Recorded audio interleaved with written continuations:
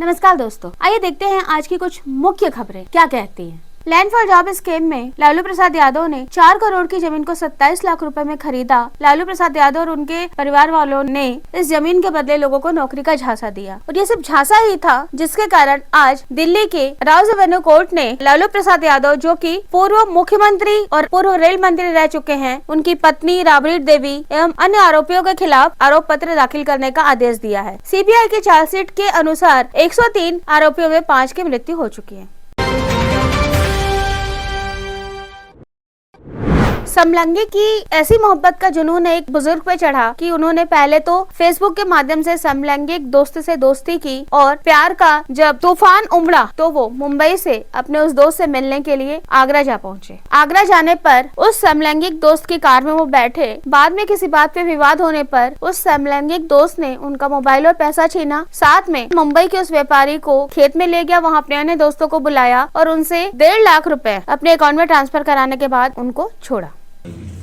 देखिए, कल रात में करीब 9:30 बजे थाना इत्माद-दौला पे एक सूचना प्राप्त हुई, जिसमें एक व्यक्ति जिनका नाम सतीश अग्रवाल है, उन्होंने बताया कि कुछ अज्ञात लोगों ने उनको गाड़ी में बैठाया और बैठाने के बाद उनको हाथरस ले गए और हाथरस ले जाने के बाद उनके साथ मारपीट की, किडनैपिंग करके उनसे फिरौती की रकम मांगी और उसके बाद फिर उनको छोड़ा। फिरौती की रकम देने के बाद उनको छोड़ा। हम लोगों ने जब तत्काल इसमें मुकदमा पंजीकृत के जब जांच करना शुरू की तो इस प्रकरण में तथ्य कुछ और निकले। इसमें अभी तक की जांच में जो तथ्य निकले हैं उसमें किसी प्रकार की कोई अपहरण, कोई लूट, इस तरह की कोई बात निकल के नहीं आई है। जो बातें निकल के आ रही हैं, ये समलैंगिक रिलेशनशिप की ये बात निकल के आ रही है। ये व्यक्ति उनको पहले से जानते थे, इनकी आपस में बात हुई और बात होने के बाद फिर ये इनके साथ चले गए। वहाँ पे किसी बात पे इनकी बात बिगड़ी, जिसमें आपस में इनकी मारपीट हुई और हाँ, कुछ पैसे का ट्रांजैक्शन हुआ। हम लोग इसमें विस्तृत तरीके से 5 लोगों को हिरासत में लेके पूछताछ कर रहे हैं। जल्द ही घटना का संपूर्ण अनावरण करते हुए अग्रिम विधिक कार्रवाई की जाएगी।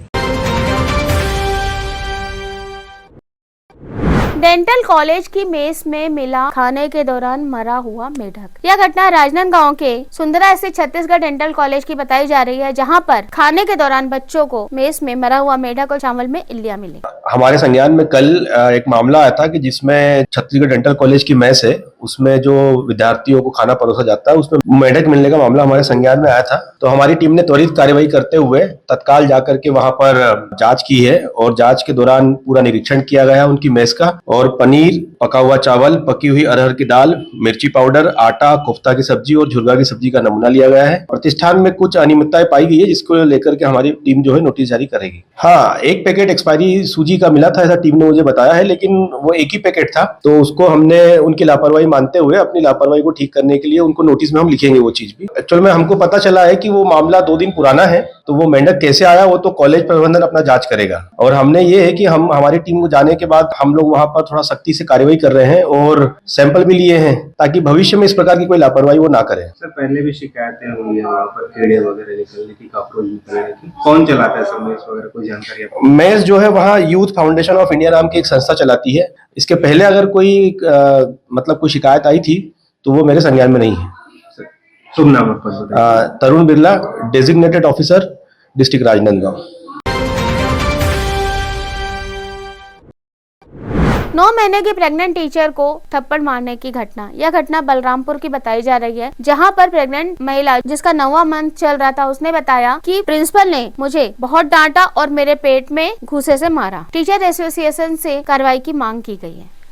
मैं आकस्मिक अवकाश ली थी, लेकिन मेरा आकस्मिक अवकाश के बावजूद भी प्रिंसिपल सर के द्वारा अब्सेंट चढ़ाया गया। तो अब्सेंट का मैं सर से कारण पूछी कि सर मेरा अब्सेंट क्यों चढ़ाया गया, और बाकी स्टाफ भी 2 लोग अब्सेंट थे, उनका नहीं चढ़ाया गया था। तो मेरे द्वारा कहा गया कि बाकी स्टाफ के साथ अब्सेंट मतलब मेरे साथ अन्याय और बाकी के साथ न्याय क्यों हो रहा है, उसमें अब्सेंट क्यों नहीं चढ़ाया गया। तो उनके द्वारा बहुत मतलब गंदा गाली दिया गया और फिर मतलब बोलने लगे, उत्तेजित होकर बोलने लगे कि तुम मुझे समझाओगी, तुम्हारी खटिया खड़ी कर दूंगी। फिर बोलने लगे कि अधिकारी तुम हो या मैं हूँ। तो मैं बोली कि सर अधिकारी आप हैं, लेकिन एक अच्छे अधिकारी का ये गुण नहीं है, ये समस्या भी समझना चाहिए। सर मैं 9 मंथ प्रेग्नेंट हूँ और इस बात को मैं उनको कॉल में भी बताई थी कि सर मेरा 9th मंथ का प्रेग्नेंट चल रहा है, इस कारण से मैं मतलब नहीं आ पाऊंगी, आज छुट्टी ले रही हूँ। तो बोले कि नहीं आना ही पड़ेगा चाहे जो भी हो जाए, क्योंकि उस दिन विद्यार्थियों की भी अवकाश थी सर, कलेक्टर महोदय के द्वारा मतलब शीतकालीन अवकाश घोषित, शीतकाल का ज्यादा ठंड पड़ने के कारण अवकाश घोषित किया गया था। तो मैं सर से बस अपने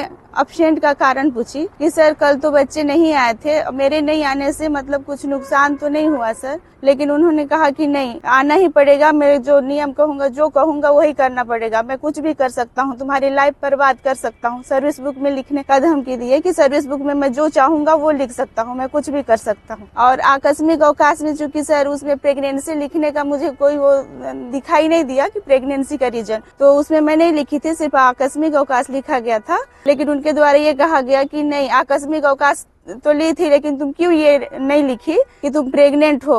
तो मैं बोली कि सर उसमें लिखने का ऑप्शन नहीं दिया गया था। मैं चाह रही कि उनके साथ कड़ी से कड़ी उनको सजा दी जाए, उनको जेल भी भेजा जाए।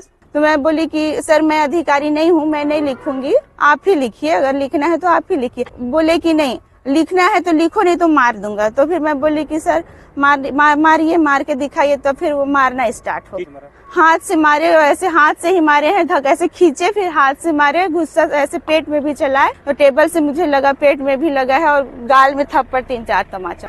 जी सर कराए हैं। क्या कहना है उनका? ये यहाँ पे नहीं हो पाया, तो बोले कि बलरामपुर में रिपोर्ट नहीं दे पाएंगे, हम लोग को अनुमति नहीं मिला है, तो आप लोग को अंबिकापुर जाना पड़ेगा। छत्तीसगढ़ में कोल्ड अटैक, अगले 48 घंटे तक उत्तर और मध्य जिलों में शीतलहर अटैक की संभावना व्यक्त की जा रही है। छत्तीसगढ़ के राजनांदगांव जिले को कोर्ट से उड़ाने की जो धमकी थी वो कोरी की कोरी अफवाह साबित हुई। कौन बनेगा रायपुर का पहला कमिश्नर, ये एक ऐसा सवाल है जिसका जवाब अभी ढूंढा जा रहा है। इसी तारतम्य में 3 मुख्य नाम सामने आ रहे हैं, वो हैं आईजी संजीव शुक्ला और वरिष्ठ आईपीएस बद्रीनारायण मीणा के अलावा दीपक झा भी इस दौड़ में शामिल बताए जा रहे हैं। कवर्धा में एक अजीब मामला सामने आया है। कवर्धा में चूहों पर 7 करोड़ के सरकारी धन को खाने का आरोप लगाया गया है।